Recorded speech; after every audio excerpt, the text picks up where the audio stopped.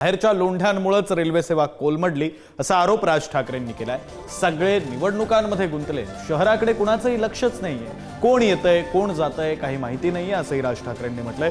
तर रेल्वे मंत्र्यांनी राजीनामा देऊ नये, तिथे जाऊन बघावं असं राज ठाकरेंनी म्हटलं। मी गेले इतके वर्ष जे मी तुम्हाला सांगतोय की बाहेरून येणारे जे लोंढे आहेत आपल्या सगळ्या शहरांवरती आदळणारे, याच्यातनंच ही रेल्वे कोलमडली कशासाठी?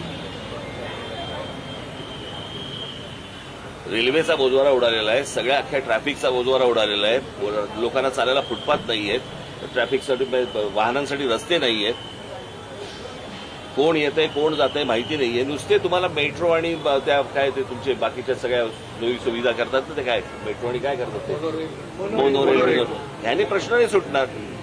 अहो कसे माणसं घातील आतमध्ये गुदमरून मरतील,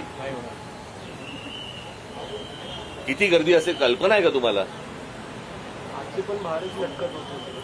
म्हणजे त्याची एक जागा बाबा बाहेर पडण्यासाठी पाहिजे, एक जागा आत जाण्यासाठी पाहिजे, काही नाही। जिथनं बाहेर पडतायत तिथनंच आत जात आहेत। बरं ज्याला उतरायचंय तोच परत पुढच्या स्टेशनवर जातोय।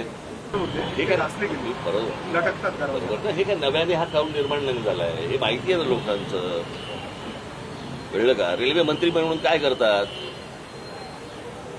आता हे सगळं आनंद आहे त्याचा, रेल्वे मंत्र्यांनी राजीनामा द्यावा। राजीनामा कशाला द्यावा? जावं तिकडे बघावं काय चाललंय ते सुधारवावं।